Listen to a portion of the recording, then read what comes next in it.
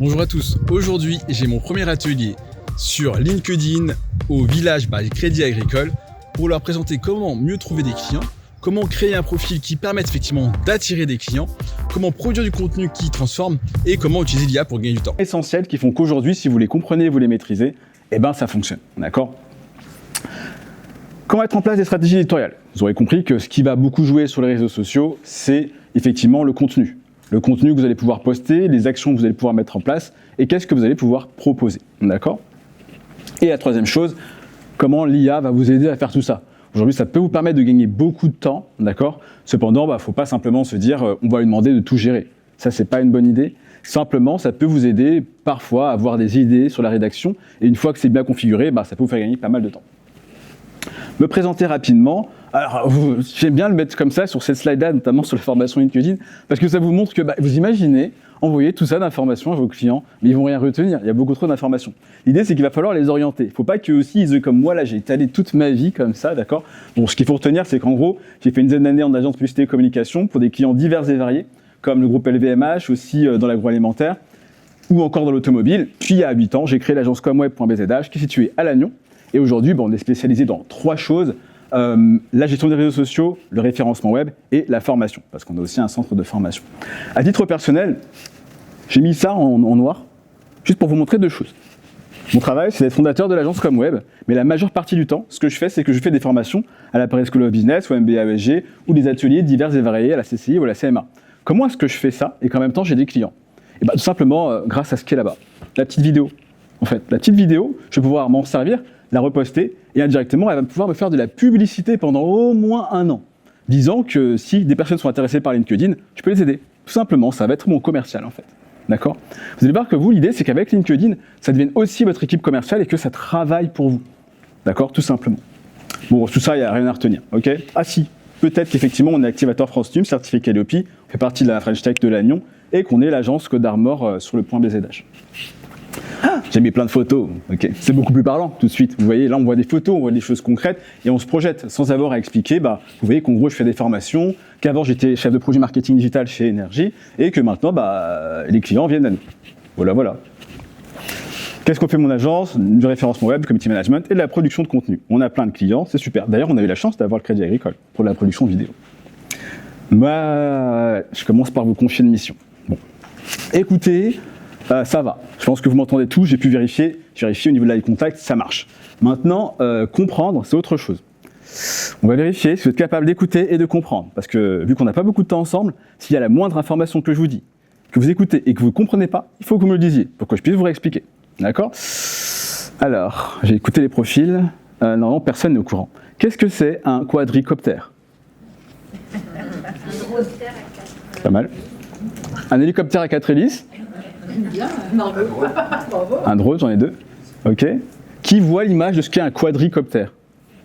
Ça va, ça vous souvenez ? Ok. Alors attention, qui voit ce que c'est un drone ?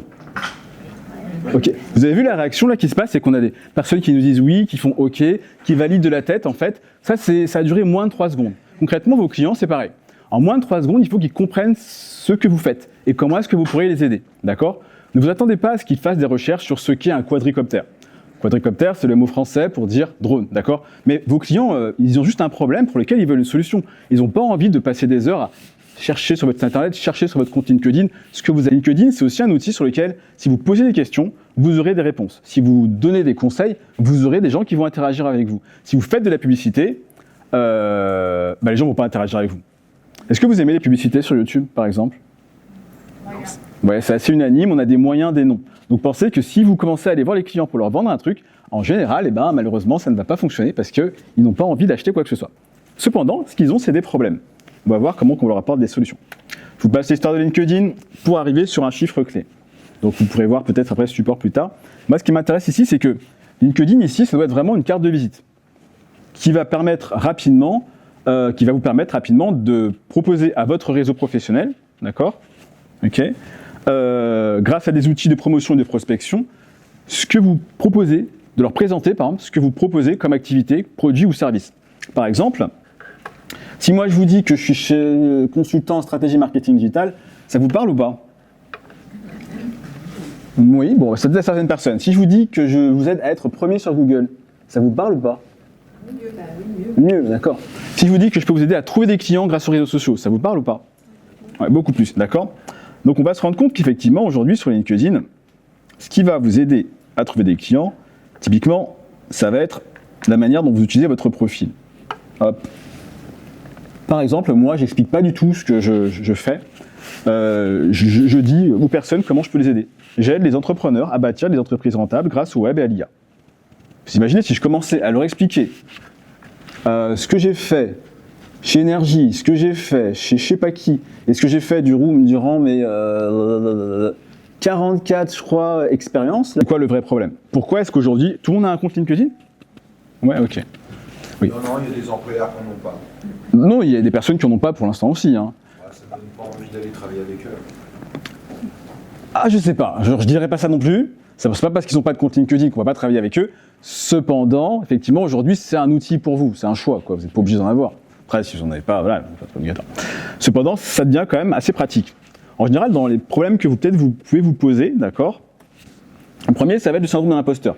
Vous dire, vous n'osez pas prendre la parole parce que, vous dites que LinkedIn, c'est avant tout un CV. Honnêtement, vous avez vu, là, je vous ai montré mon CV, je suis sûr que vous n'avez rien retenu. D'accord? Parce qu'il y a trop d'informations. Aujourd'hui, LinkedIn, c'est pas juste un CV, c'est avant tout une vitrine pour votre parcours et pour ce que vous proposez aujourd'hui à un instant T. D'accord? Qu'est-ce que vous proposez comme produit, qu'est-ce que vous proposez comme service et quels sont les problèmes que vous réglez. On va essayer de le voir comme ça. D'accord? Et une question que j'aimerais que vous puissiez commencer à vous poser, c'est de quoi vous parlez à vos clients en général. Si vous ne savez pas trop de quoi parler sur LinkedIn, vous allez vous rendre compte que vous prenez les 5 derniers échanges que vous avez avec vos clients, d'accord, 5 derniers problèmes qu'ils vous ont dit, et vous écrivez des solutions pour chacun de ces problèmes. Ça, c'est déjà du contenu pour la prochaine semaine qui va venir là. Vous publiez ça, je peux vous assurer qu'il y a forcément des gens qui vont se reconnaître dans les problèmes que vous mettez en avant. D'accord? On reviendra dessus. Deuxième chose, le syndrome de la page blanche. Vous ne savez pas quoi dire. Tout pareil. Vous voyez que c'est le même conseil encore. Listez les 3 questions que vous posent le plus vos clients. Ok? Pourquoi? Parce qu'encore une fois, LinkedIn, c'est un réseau de télécommunication. Donc faites comme si vous parliez à vos clients. Vous allez voir que ça fonctionne tout de suite mieux, on a beaucoup plus d'interactions. Et la troisième chose, c'est qu'effectivement, c'est une usine à gaz, c'est compliqué, c'est très technique, vous avez déjà un site internet peut-être qui est très compliqué, où vous vendez pas mal de choses, et du coup, vous n'allez pas pouvoir tout expliquer sur LinkedIn. Tant mieux. Le but, c'est pas d'expliquer à vos clients que tout ce que vous faites sur votre site internet, vous le remettiez sur votre compte LinkedIn. D'accord? L'idée, c'est quand même de cibler quelques-uns des clients. Vous n'allez pas pouvoir représenter tous vos produits ou tous vos services ou tout votre catalogue sur LinkedIn. Ça ne sert à rien. Ce qu'on va faire, c'est plutôt ça. On oublie ça. Se concentrer sur, pas forcément vos produits-services, mais plutôt le bénéfice ou la transformation que vous apportez aux clients. Souvent, c'est une question qu'on ne se pose pas, mais en réalité, c'est là qu'est tout le point. Vos clients, ils ont un problème pour lequel ils veulent une solution. Donc, mettez plutôt en avant le bénéfice, la transformation pour eux.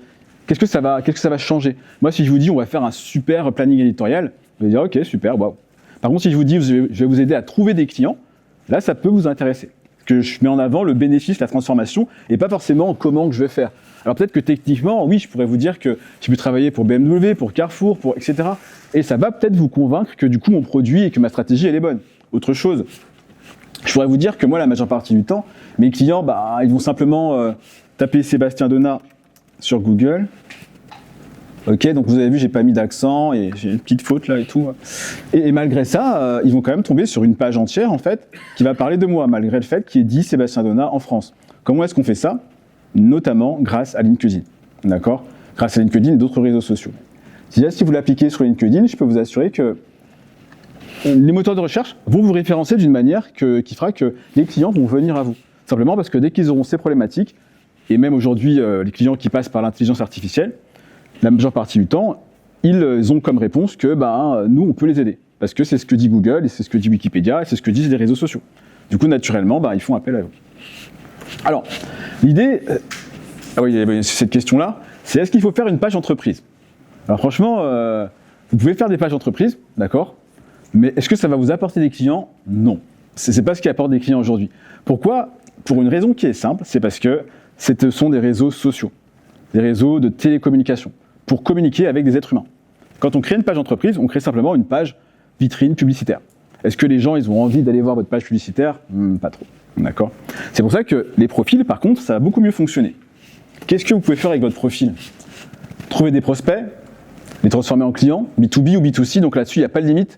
Pourquoi ? Parce qu'il y a des gens de tout âge, en fait, sur LinkedIn. D'accord ? Il n'y a vraiment aucune limite, de tout secteur d'activité.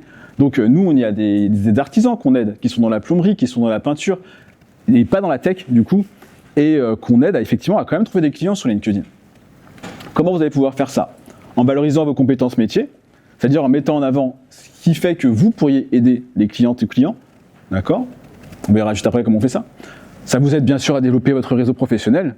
Moi, personnellement, typiquement, je sais que c'est très développé les réseaux professionnels, notamment en Bretagne. Et souvent, je me dis que je fais partie de tous les réseaux, sans être abonné. Je vais simplement sur les pages LinkedIn des réseaux et j'ajoute tout le monde. Ce qui fait que je fais partie de tous les réseaux. Bah oui. Plutôt que d'aller les voir chaque semaine, je leur parle tout le temps, constamment, puisqu'en fait, ils voient mon contenu. Quatrième chose, démontrer son expertise. C'est aussi l'occasion de pouvoir démontrer ce que vous faites au quotidien. Il suffit de prendre peut-être, pourquoi pas, une petite vidéo, ou alors simplement d'expliquer une photo et de montrer ce que vous faites et comment vous le faites. D'accord ? Qu'est-ce qui fait que vous vous différenciez de vos concurrents ? Et bien sûr, pouvoir trouver un emploi et pouvoir recruter des personnes. Mais vous voyez, j'ai vraiment mis tout en bas de la liste. Ok ? Comment faire du coup pour que votre profil devienne votre vitrine ? C'est ce qu'on va voir ensemble. Il y a 4 étapes qu'on va voir ensemble. D'accord ? La première chose, c'est avoir un profil qui soit optimisé. D'accord ? Deuxième chose, d'avoir un réseau ciblé. Donc il faut que les personnes qui soient abonnées à votre réseau soient des clientes ou clients potentiels. D'accord ? Troisième chose, il faut leur envoyer du contenu pertinent. C'est un peu comme si que tous les jours vous les appeliez, que tous les jours vous leur envoyez des mails, sauf que c'est eux qui font la démarche. Ils vont tout seuls sur LinkedIn pour voir ce contenu-là. Du coup, vous n'êtes même pas fautif, quoi. Et la 4e étape que je mets en vert, qu'il ne faut surtout pas oublier, parce qu'on ne le fera pas ensemble aujourd'hui, mais que si vous ne la faites pas, ça ne fonctionne pas. Un profil optimisé, un réseau, donc une audience pertinente, d'accord ? Du contenu pertinent, mais surtout, il faut faire ce qu'on appelle du setting. Une fois que vous voyez qu'il y a des personnes qui interagissent avec votre contenu, il faut les contacter. Si vous ne les contactez jamais, par exemple pour leur dire j'ai vu que vous avez interagi avec mon contenu qui parle de ci, j'ai vu que vous avez mon contenu qui parle de ça, seriez-vous intéressé d'avoir un guide, seriez-vous intéressé de mettre en place un rendez-vous ? Et bien du coup, forcément, qu'eux, ils ne vont pas venir vers nous, vous spontanément. Le fait qu'ils aient liké, partagé, ou qu'ils aient été voir votre profil, c'est déjà un signe qui montre qu'ils sont intéressés. D'accord ? Donc il faut aussi aller vers eux. L'étape de prospection, elle est inévitable. Ils ne vont pas forcément venir tout seuls. D'accord ? Ok. Le point le plus important à retenir sur l'algorithme cette année, c'est ce qu'on appelle le dwell time.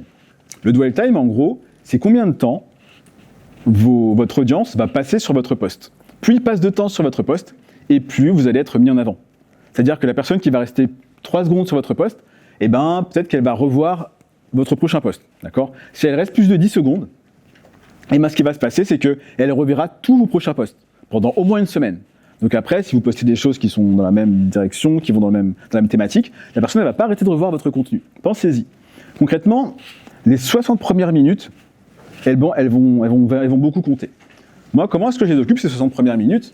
La première chose que je vais faire, c'est que je vais tout d'abord, déjà, il faut avoir un bon réseau et un profil qui est bien optimisé, ce qu'on verra après. Il faut d'abord aller commenter des choses.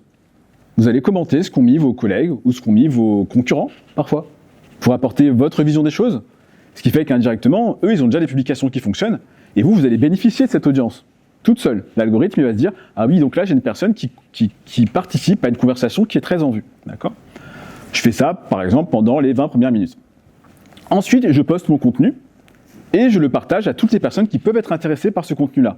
Du coup, qu'est-ce qu'ils font ? Ils vont liker, ils vont aimer, ils vont commenter, ils vont partager. Tu partages du coup ton post dans la messagerie privée de LinkedIn. Exactement, dans la messagerie privée de LinkedIn. Ce qui fait que les bonnes personnes voient ce contenu-là. Je ne les oblige pas à aimer, je ne les oblige pas à commenter, je ne les oblige pas à partager, mais je leur partage pour qu'ils puissent le voir. D'accord ? Vous choisissez bien, vous ne faites pas ça auprès de 60 personnes, peut-être 10 personnes bien ciblées, et vous dites, peut-être qu'eux, ils vont interagir avec. Okay ? Et naturellement, l'algorithme, ce qu'il voit, c'est qu'il y a des interactions. Et du coup, il vous met en avant auprès de tout votre réseau, et voire du réseau de toutes ces personnes qui vont interagir. Alors, on va reprendre les éléments clés les uns après les autres. Pour le profil, qu'est-ce qu'il ne faut pas oublier ? Tout d'abord, la photo de profil. On va revenir dessus sur cette photo de profil. Ensuite, un titre percutant. Qu'est-ce que c'est un titre percutant ? Rappelez-vous que si je vous explique que je suis consultant en stratégie marketing digitale, ça ne parle pas à tout le monde. Donc le titre doit être percutant, ça veut dire qu'il doit être intéressant pour les clients. Okay ? Un résumé orienté client, vous allez voir ce que c'est aussi, d'accord ? Qui résume votre activité, mais par rapport aux clients que vous avez en face de vous. L'expérience professionnelle, bien sûr, donc là, n'hésitez pas à mettre tout votre CV, ce qui est pertinent. Vos compétences, des recommandations, ça peut être utile, et bien sûr la publication de contenu. Première question sur la photo de profil, comme on ne va pas aller voir les photos de tout le monde, d'accord, il y a peut-être un sujet là-dessus. Question simple. Vous préférez ce personnage ou ce personnage-là, même sans avoir vu Star Wars? Qui préfère le monsieur en vert? Moi j'aime bien quand c'est dark, je préfère le noir. Ok. Qui préfère Dark Vador? Et là, j'ai 2 personnes sur Dark Vador. Juste pour que vous le sachiez. Je dois avoir peut-être 3 à 5% des gens qui préfèrent Dark Vador. Je vais vous dire un truc qui est rigolo, c'est que lui, vous le verrez jamais. C'est un petit être vert qui est un personnage qui n'existe pas. Simplement, comme on voit ses yeux et qu'il a l'air d'avoir un petit sourire, eh ben, il est plus rassurant. Là, c'est un être humain qui est caché sous le masque, mais comme il a un masque qui n'est pas très rassurant, on le voit pas. En gros, mettez une photo où vous n'êtes pas obligé de sourire, mais au moins, il faut qu'on voit vos yeux. D'accord? Là, il n'y a pas de sujet là-dessus. Ok? Pour ceux qui ont la rêve, c'est Darkness sur Facebook. Très probable. Ils critiquent le gouvernement. Très probablement, effectivement, c'est vrai. Ok, donc voilà, il n'y a plus de sujet sur la photo, il faut en mettre une. Simplement parce que si vous voulez que les gens vous reconnaissent, eh ben, il faut que la photo corresponde. Moi, typiquement, je sais que ça fait plus de 10 ans que je ne mets jamais une veste qui n'est pas bleue. Genre, j'ai 5 vestes, elles sont toutes bleues. Simplement pour que les gens me reconnaissent, en fait, d'accord? Donc c'est super, super important. Et vous remarquerez un autre détail, c'est que... Non, là, c'est bon. Aujourd'hui, en fait, bon... ouais, j'ai plus ou moins la même tenue. D'accord? Quasiment. Non, mais c'est vrai, c'est un uniforme de travail. Simplement parce que quand je travaille pour le groupe Énergie, on travaille avec beaucoup d'artistes, avec beaucoup d'animatrices, animateurs, et il faut vous dire que c'est pareil, ces personnes-là, vous les voyez en dehors, vous les reconnaissez pas. Simplement parce qu'ils portent un uniforme de travail. Moi, je me suis dit, je vais me l'appliquer pour voir si ça marche. Et ça marche. Il y a des personnes, parfois, je les recroise et je suis habillé différemment, enfin, le week-end, et ils me reconnaissent pas. Par contre, j'ai mon costume et tous mes lunettes et tout, enfin, j'ai toujours mes lunettes, mais parfois j'ai d'autres lunettes qui sont pas comme ça, et qui sont pas noires en gros, et ils me reconnaissent pas forcément. D'accord? Donc pensez à ça. Bon, si vous n'avez pas l'occasion de faire un shooting photo, etc., c'est pas grave. Il y a un outil comme Profile Pic-Maker qui va vous récupérer une de vos photos. On a terminé l'atelier LinkedIn, ça s'est super bien passé. Est-ce que l'atelier vous a plu? Merci beaucoup.